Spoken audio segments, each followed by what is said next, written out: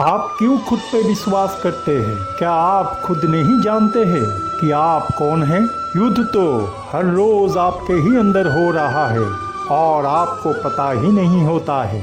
हर रोज जिंदगी में होने वाला तनाव, चिंता, दुविधा, थकान और अवसाद क्यों होता है? मन क्यों अचानक उत्तेजित हो जाता है? भावावेग को हम क्यों नहीं नियंत्रित कर पाते हैं? क्यों गुस्सा, जिद और हिंसा हर एक समय हमें परेशान करता है? युद्ध तो दो देश के बीच में जरूर लड़ा जाता है, युद्ध तो इंसान के बीच में भी लड़ा जाता है, लेकिन बाहर के ये सब युद्ध क्या हमारे ही मन के अंदर चल रहा द्वंद का परिणाम नहीं होता है? खुद विचार कीजिए।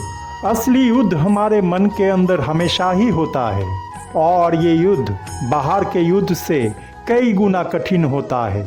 हम ये गलतफहमी में रहते हैं कि युद्ध बाहर लड़ा जा रहा है। बाहर जो दृश्यमान होता है वो हमारे ही मन के अहंकार और अज्ञानता होता है, जो गुस्सा, जिद, स्वार्थ, जलन और धर्मांधता के रूप में परिवर्तित होता है। सबसे महत्वपूर्ण लड़ाई बाहर नहीं होता है, बल्कि आत्मा के मदद से हमारे मन की राक्षस रूपी नकारात्मक प्रवृत्तियों को नियंत्रण करने की एक आंतरिक प्रचेष्टा होता है। चाहे बाहर का या अंदर का, मैं ही इंसानों से युद्ध करवाता हूँ और फिर मैं ही उन्हें शांत भी करता हूँ। ये सब मेरा ही लीला है। ये लीला मैं खुद रचता हूँ ताकि इंसान और पूरे विश्व ब्रह्मांड का भला हो। महाभारत का युद्ध भी मैं ही लड़वाया था और इंसान के बीच में लड़ाई भी मैं ही करवाता हूँ। युद्ध अधर्म के विरुद्ध धर्म का होता है, पाप के विरुद्ध पुण्य का होता है। हमारे मन में गलत धारणाएं हैं कि हम दूसरे से युद्ध लड़ते हैं। असल में हम हर रोज खुद अकेले अपने आप से युद्ध लड़ते हैं। इस दुनिया में हम अकेले आते हैं और अकेले ही जाते हैं। परिवार, दोस्त या रिश्तेदार कोई हमारा नहीं होता है। ये तो हमारा मन का भ्रम है जो हम इन्हें अपना समझते हैं। ना इन्हें अपना समझिए और ना ही दुश्मन। अगर अंदर में चल रहा युद्ध को आप जीत जाते हैं तो बाहर की धर्म युद्ध को भी आप जीत जाएंगे। अगर धर्म के रक्षा और पुनर्स्थापना करने के लिए दोस्त, रिश्तेदार और परिवार से धर्म युद्ध लड़ना पड़े तो उसे आप तभी लड़ पाएंगे जब आप अंदर की युद्ध को जीतेंगे। मेरे साथ बोलिए, हरे कृष्ण कृष्ण कृष्ण हरे हरे, राधे बोल बोल राधे हरे हरे। युद्ध दो राजा के बीच में नहीं होता है, युद्ध तो दो इंसान के मन के बीच में होता है। मन ही हमारे शरीर को बोलता है कि तुम ही इस दुनिया में सर्वश्रेष्ठ हो। ये मन ही हमारे अंदर दूसरे के बारे में विद्वेष और ईर्ष्या पैदा करता है। जलन और ईर्ष्या मन में लोभ का संचार करता है। लोभ अहंकार का निर्माण करता है। अहंकार से मन में घृणा के भाव जन्म लेता है। घृणा धीरे धीरे इंसान के मन में क्रोध, आक्रोश और हिंसा का जन्म देता है और फिर वो बाहर में प्रतिफलित होकर युद्ध का रूप ले लेता है। फिर वही इच्छा और तीव्र होके हमारा ही मन में अहंकार का जन्म देता है और ये अहंकार कब हमारे मन की इच्छाओं को कामना, वासना और लालसा में परिवर्तित कर देता है ये हमें पता ही नहीं चलता है। फिर मन में गुस्सा, जिद और बदले की भावनाओं का निर्माण होता है। आत्मविश्वासी होना अच्छा होता है, लेकिन जब अति मात्रा में आत्मविश्वास के आहोश में आके आदमी खुद को सर्वश्रेष्ठ और महान समझ लेता है, तब यही आत्मविश्वास उसके अहंकार बन जाता है। वो ना किसी की बातों को सुनता है और ना ही अपने आसपास की घटनाओं से सीख लेता है। अचानक गुस्सा, प्रबल जिद, बेवजह तर्कहीन बहस करना, गलत धारणाओं को सही और उसूल मान लेना ऐसे लोगों की स्वभाव बन जाता है। तब यह अनिवार्य हो जाता है कि उनके जीवन में ऐसे घटनाओं का निर्माण किया जाए जिससे वो सही शिक्षा ले और खुद को सकारात्मक रूप से परिवर्तित करे। मेरे साथ बोलिए, हरे कृष्ण कृष्ण कृष्ण हरे हरे, बोल राधे राधे बोल, राधे कृष्ण हरे हरे। ऐसे घटनाएं अक्सर हमारे जीवन में बहुत दुख और कष्ट लेके आता है और हम इसके लिए खुद को नहीं बल्कि अपने नसीब को, चारों तरफ के परिवेश और परिस्थिति को दोषी ठहराते हैं। खुद के अंदर ना झांककर हम किसी और पे उंगली उठाते हैं। हमारे अंदर निरंतर शुभ और अशुभ के बीच में द्वंद्व चलता रहता है। शरीर नकारात्मकता से प्रभावित होता है, अधर्म और पाप से अपवित्र होता है और आदमी के शरीर के अंदर रहने वाला आत्मा के निम्न स्वरूप को भी शरीर अपने नकारात्मक सोच से भ्रमित करता है। आत्मा के दो हिस्से होते हैं, एक जो ऊपर रहता है और एक जो नीचे। जो नीचे रहता है वो इंसान के शरीर में रहता है, जिसे शरीर ज़्यादातर समय अस्वीकार करता है। आत्मा के ऊपर के हिस्से यानी कि इंसान के आत्मा के स्वर्गीय रूप ऊपर में रहते हुए हमेशा निचले हिस्से को जगाने की कोशिश करता है, लेकिन शरीर इस प्रक्रिया में बाधा डालता है। शरीर आत्मा की निचले हिस्से को नकारात्मकता की ओर खींचता है और आत्मा की ऊपरी हिस्सा उसको ऊपर की तरफ यानी कि आध्यात्मिक सच की तरफ ले जाने की कोशिश करता है। जब आत्मा के निम्न अंश सच को जान जाता है और असत्य के नींद से जाग जाता है तो वो शरीर को जगाने की कोशिश करता है। आत्मा के जरिए शरीर को जहर मुक्त करने वाला ये प्रक्रिया जन्म जन्म से चलता है। वो अज्ञानी लोग जो सच को नकारता है, अपने आत्मा को स्वीकार नहीं करता है, इस अंदरूनी लड़ाई में अशुभ शक्ति के शिकार बन जाते हैं और फिर इंसान के अंदर में रहने वाला नकारात्मकता बाहर में प्रतिफलित होता है। हम शरीर के मोह माया और आकर्षण से भ्रमित हो जाते हैं और सच को झूठ और झूठ को सच मान लेते हैं।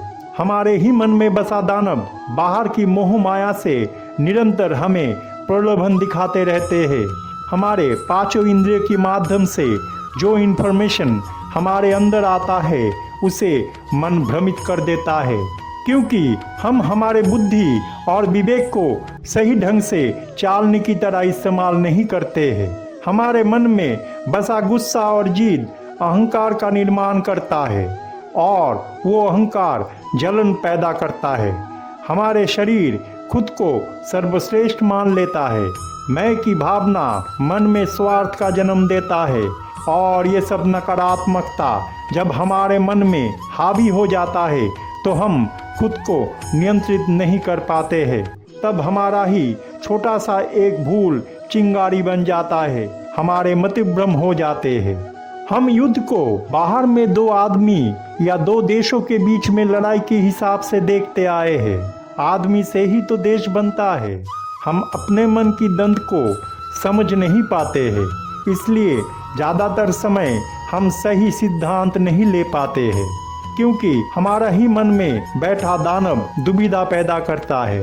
क्या आपको नहीं लगता है कि दूसरे को अंधे की माफिक अनुसरण करना जब हमारा प्रवृत्ति या प्रवणता बन जाता है तो हम इस अंदरूनी लड़ाई में नकारात्मक शक्तियों को ही और शक्तिशाली नहीं बनाते हैं? हमें कभी कभी लगता है कि हम मन से सारे पाप हटा दिया है, लेकिन यह हमारा भ्रांति है जो यकीन के रूप ले लेता है। आपके मन के गहराइयों में कोई ना कोई बुरा सोच छुपा हुआ रह जाता है जो अहम वक्त पर बाहर आ जाता है। अंदर की इस लड़ाई में जीतना लगभग एक असंभव सा काम होता है, लेकिन हम इसके लिए अशुभ शक्तियों को जिम्मेदार ना ठहराए तो ही बेहतर होगा, क्योंकि अगर नकारात्मक शक्तियाँ नहीं होते तो बुरे घटनाओं का निर्माण भी नहीं होता और हम कुछ भी नहीं सीख पाते। इस विश्व ब्रह्मांड में जैसे सकारात्मक सोच का आवश्यकता है, ठीक वैसे ही नकारात्मक सोच का भी आवश्यकता होता है। घटनाओं का निर्माण तभी होता है। मेरे साथ बोलिए, हरे कृष्ण कृष्ण कृष्ण हरे हरे, बोल राधे राधे बोल, राधे कृष्ण हरे हरे।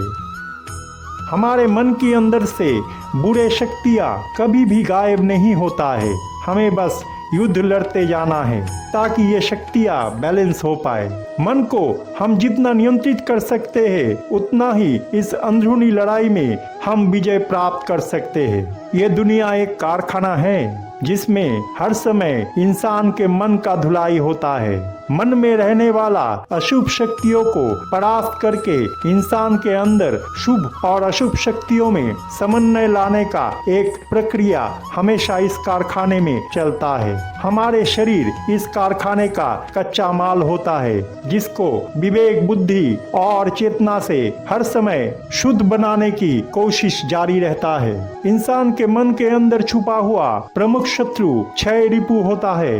वो क्षय रिपु काम, क्रोध, लोभ, मोह या आसक्ति, ईर्ष्या या हिंसा और अहंकार हमारा आध्यात्मिक उन्नति या अग्रगति की राहों पे रुकावट पैदा करता है। ऐसा नहीं है कि हमारे हृदय इस अंदरूनी युद्ध में मुक्त रहता है। हृदय के माध्यम से आवेग हमारे ऊपर गहरा प्रभाव विस्तार करता है और वो आवेग के कारण नकारात्मक शक्तियाँ हमें धोखा दे जाते हैं।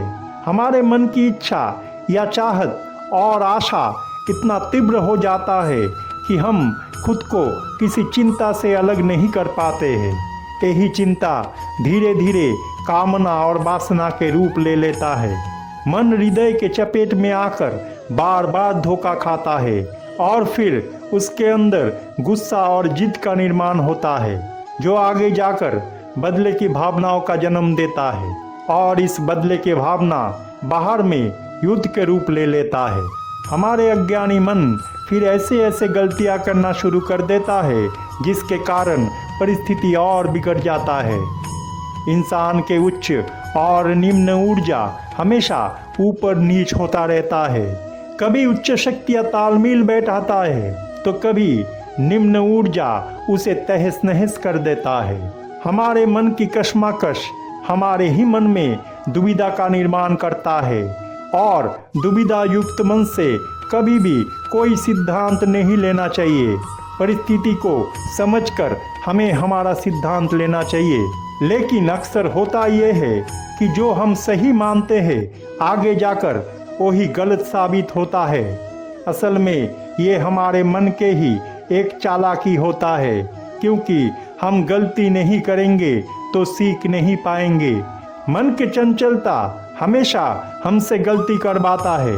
जो मन को बस में कर पाता है वो मन की स्थितियों को भी शांत कर पाता है।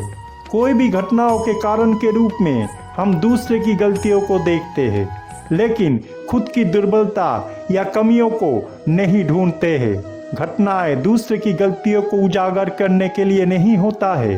घटनाएं हमारी गलतियों को हमारे ही सामने लेकर आता है, जो हम हमारे मन के अहंकार के कारण कभी भी स्वीकार करना नहीं चाहते हैं।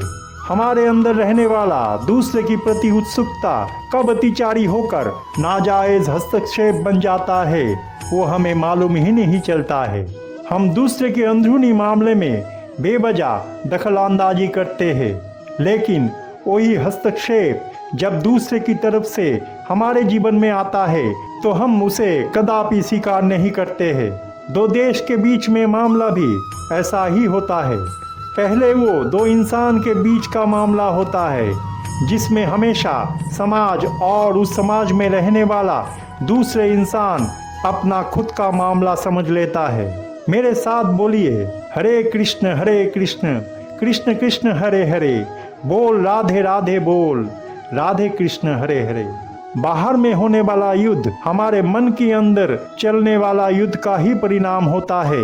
मन में रहने वाला स्वार्थ, दुविधा, द्विचारिता, लोभ, हिंसा, दुर्नीति, अहंकार, गुस्सा, जिद, उग्रता, असम्मान, डर, दर्द, बदले की भावना, मोह, झूठ, स्पर्धा, प्रबल इच्छा, लगाव, वासना, कामना, लालसा इत्यादि दानव जैसे प्रवृत्तियां दोष और पाप के आकार में हमेशा हमारे मन को वश में करने की कोशिश करता है। यही हमारे मन को गलत दिशा दिखाता है। यही प्रवृत्तियां हमारे चरित्र में निर्गुण बनकर मन को दुर्बल बनाता है। हमारे मन से आत्मविश्वास गायब हो जाता है। मन के ये अशुभ प्रवृत्तियां सच को झूठ दिखाता है और झूठ को सच। हम समाज और दूसरे के सामने अच्छाई का मुखौटा पहन लेते हैं। हमेशा सबको खुश करने की कोशिश करते हैं। जो शक्तिशाली है उसकी तरफ हो जाते हैं। हमारे कोई नीति नहीं रहता है। असली को नकली दिखाते हैं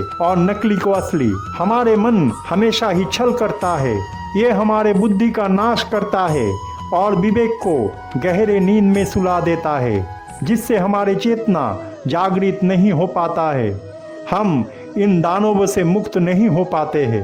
लेकिन फिर मन के इस अंदरूनी युद्ध में प्रवेश होता है हमारा ही मन में रहने वाला अच्छे और उच्च दैवीय प्रवृत्तियों का, जो हमें आध्यात्मिक उन्नति की ओर लेकर जाता है, जो हमें सच के और करीब लेके जाता है।